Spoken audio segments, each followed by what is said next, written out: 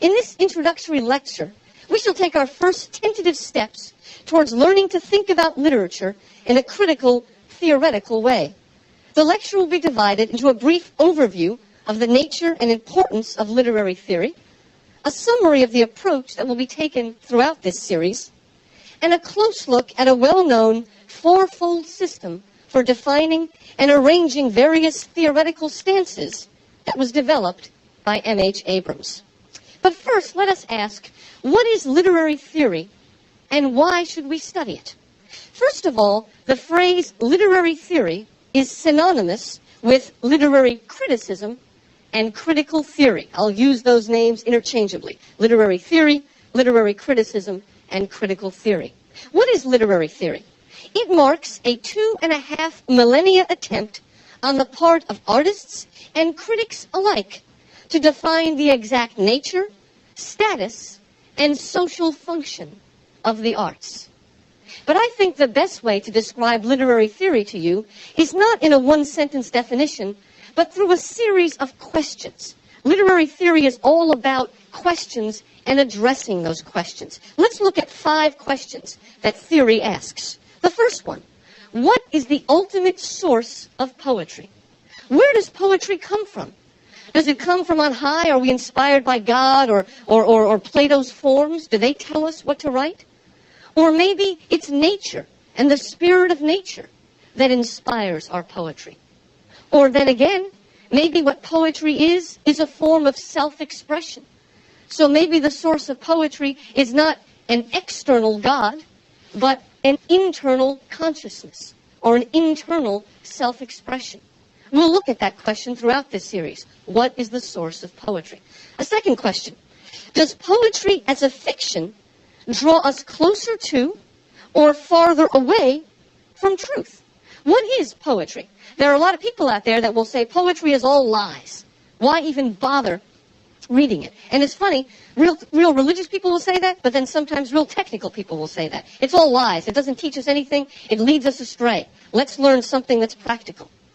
On the other hand, some people say, no, not only is it not lies, actually, poetry is a higher kind of truth. Think about the prophetic books of the Bible. All of those are written in poetry, as are all the wisdom books, like the book of Job or the Proverbs. So that's a debate within literary theory. Fiction or higher kind of truth? That's another question. Let's look at number 3. Is the poet an artisan working a craft or a divinely inspired genius? In other words, which is more important in the production of poetry? Genius? In other words, do you have to be born a poet, made a poet? Or is it art? Is it craft? Is it skill? Is it something that we can learn? Now, really, all theorists are going to say it's a little bit of each. But some are going to say more genius, and some are going to say more art. That is, again, a perennial question in literary theory. Number 4, does poetry and the poet serve a useful function in society? Now, there's a big question. As our society becomes more and more scientific and technological, people say, poetry, that's a waste of time. There's no practical value, no pragmatic value. And throughout this series, I will often make an analogy between poetry and literature and the humanities. Because a lot of the things people say about the, quote, uselessness of poetry, they also say that about the humanities. And being an English professor, I feel that very strongly. And did it when I was an English major as well. And that's a question. So, is poetry just frivolous and has no value to society? Or, on the other hand, is poetry actually very useful? Is the poet somehow a public figure that can add to his society and to his state? Finally, a 5th question. Is a poem a self-enclosed artifact whose meaning is eternal and transcendent, or a product of various social forces? Now, we won't get to that question until really later in this series when we get to modernism and postmodernism. But the debate there is, the traditional view of poetry is that poetry captures truths that are eternal. Like we say of Shakespeare, he was not for an age, but for all time. The truth of his poetry is ever relevant, ever true. Other people, though, say, no, poetry is not eternal. Poetry and the arts in general are just a product of society. Just like politics or economics or any other product of the society, poetry is just another product. And that means it's not eternal. It's temporal. Again, that's a struggle. Now, these questions I've gone over, I want to emphasize that they are not merely academic questions. This is not just ivory tower stuff that has no meaning outside the academy. I'm going to try to show you throughout this series that we're talking about important things here, things that have relevance. And I believe that literary theory, how we define poetry and the poet, has bearing on at least three things. It has bearing on the way we view ourselves and our culture. Again, if poetry is eternal, somehow that makes us eternal. I mean, if there are ideas that are always relevant, then perhaps inside of us there are ideas that are always relevant. What about culture and society? Much of our culture is stored in our art, our belles lettres, as they call them. And so the way we define poetry actually is going to be linked to the way we define ourselves, who we are, what our purpose is, what the purpose of culture and civilization is. Now, that's a big claim, but I hope to substantiate it as we go along. Another thing that literary theory has bearing on, our appreciation and estimation of such things as beauty and truth. Many of you have heard that famous line from Keats, beauty is truth, truth beauty. Well, I want to show you that the way we define beauty is linked to the way we define truth. Because if we look at beauty as some kind of eternal standard, beauty with a capital B, we're probably going to look at truth that way, and vice versa. So they are related. Finally, another thing that literary theory has a bearing on is our ability to find meaning and purpose in the midst of tragedy. Now, unless we ourselves die young, we are going to have to go through the grieving process. We are going to have to go through tragedy and despair. And how are we going to deal with that? Well, I want you to know that long before any of us dealt with it, the poets have been dealing with these issues forever. And that includes religious poetry, but it also includes secular poetry. Poetry helps us to understand why things happen to us and whether or not we have purpose. Poets got us going. Now, kind of a way to sum up the first part of this lecture, I hope by the end of this series you will realize that the presuppositions we bring to our reading of poetry are closely allied to our own, often unstated presuppositions about God, man, and the universe. The way you view those things, God, man, and the universe, will have direct bearing on the way you view art and the status or role or nature of art.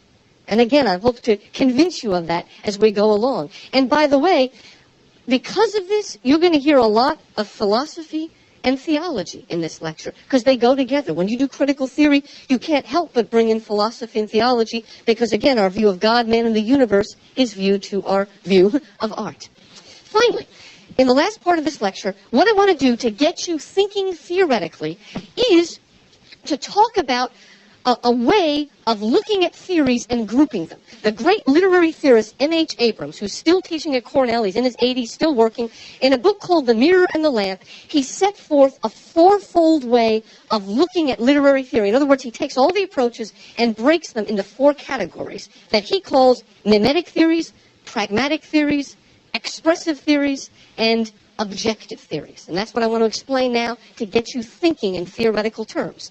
And remember this, because these terms will come up again and again.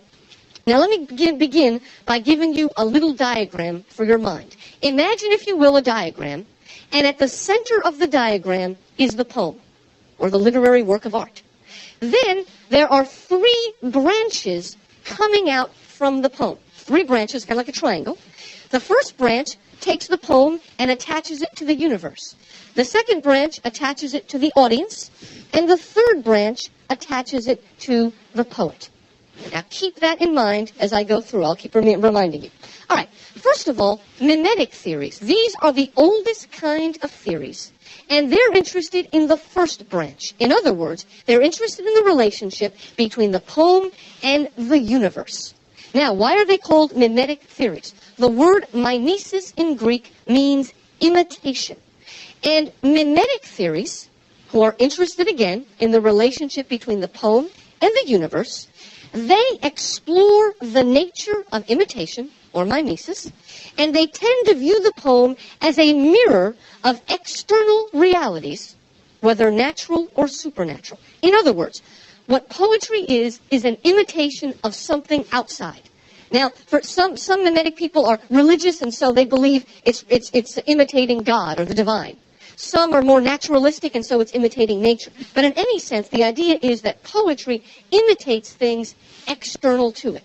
And that's what poetry is. That's the oldest kind of theory, and we'll explore that in our first unit, this lecture through lecture 4. Now, all Mimetic theorists agree that the best poems come closest to approximating and even capturing the higher reality it seeks to imitate. In other words, for a Mimetic theorist, the best poem is the one that imitates the universe the most closely. However, Mimetic theorists disagree as to whether the whole imitative process brings us closer to reality or farther away from reality. As you'll see in the next 3 lectures, Plato believes mimesis takes us away from reality, whereas Aristotle thinks it takes us closer. So they all believe in mimesis, but some think it's better or some think it's worse. We'll go through this. Finally, Mimetic theorists are concerned with the ultimate meaning and essence of poetry. In other words, what is a poem is a question that they like to ask. What is its essence? What is its nature? Those are Mimetic theories, and they are the oldest kind of theories. All right, Pragmatic theories are the second branch. They're interested in the relationship between the poem and the audience. Pragmatic, practical, they're interested in the impact on the audience. Now, Pragmatic theorists assess the social didactic functions of art. And all Pragmatic theorists say that the function of art is to teach and to please. Now notice, the focus there is not what is the poem, but what impact does it have on the audience. Is the audience taught? Is the audience pleased? If they are, the poem is good. It served its didactic or teaching function. Now, another thing about Pragmatic theorists, they establish aesthetic rules for judging 2 things. They want to judge the skill or art of the poet, how well the poet does what he's doing and how well he impacts the audience. So they're interested in things like skill and art, and they're also interested in issues of taste and judgment. They're interested in the audience, so they're interested in proper audience taste, a refined kind of taste. Now, finally, they explore the impact that poetry has on its readers or listeners. And some of them will even get psychological. What kind of impact? The word catharsis that some of you know, we'll look at that later. What kind of impact does it have on the audience? Those are Pragmatic theories, and we'll look at those in Unit 2 and Unit 3. Expressive theories look at the third branch, the relationship between the poem and the poet. That is what expressive theorists are interested in. How is the poem related to the poet? Now, according to expressive theories, poetry is the reflection of internal rather than external realities. If you're a Mimetic theorist, poetry imitates things outside. But if you're expressive, you believe that poetry is self-expression. And most people today have a expressive, which is really a romantic view of poetry, that it's self-expression. A poem encapsulates the inner workings of a poet's psyche. According to expressive theories, poetry has a personal rather than a social function. They're more interested in the individual poet than the impact on society. And also they believe that poetry has a prophetic rather than didactic teaching. In other words, Pragmatic people want to teach, didactic. Now, expressive people, I guess they want to teach too, but in the manner of prophecy. Think of the difference between the book of Proverbs in the Bible and the book of Revelation. Well, they're both teaching, I guess, but in a radically different way. So expressive theories, and those are mostly romantic, are interested in the prophetic nature, the idea that the poet is a sort of seer that speaks something to us out of his psyche. Finally, for expressive theories, they believe that the question, what is a poet, is pretty much synonymous with what is a poem. They're so linked together that to ask one question is to ask the other. And we will look at those in Unit 3 and particularly in Unit 4. Finally, where is my fourth one going to come from? I ran out of branches, didn't I? There's one more. What about the relationship between the poem and itself? Objective theorists want to lop off the 3 branches and just look at the poem as itself. In other words, objective theorists focus on the internal relationships of the poem itself. Let's not worry about universe or audience or poet. Let's look at the poem as an object. Now, according to objective theorists, and that's what we're going to look at in Unit 5, that's a early 20th century view. According to objective theorists, a poem is a self-contained, self-referential artifact that can and should be studied apart from the universe, the audience, and the poet. It is self-contained. It's its own little world. Many of you are familiar with the word microcosm, Greek for little world. Objective theorists believe that a poem is a microcosm, its own little world. Forget about the universe, because the poem is a universe. And this poetic universe or microcosm runs in accordance with its own observable laws. And so again, objective theorists are not going to worry about what to them is peripheral. They're going to dig into the poem and they're going to figure out the internal structure of it. So again, remember those four orientations. They will come up again and again. Mimetic theories, interested in the poem and the universe. Pragmatic theories, the poem and the audience. Expressive theories, the poem and the poet. And objective theories, the poem in itself.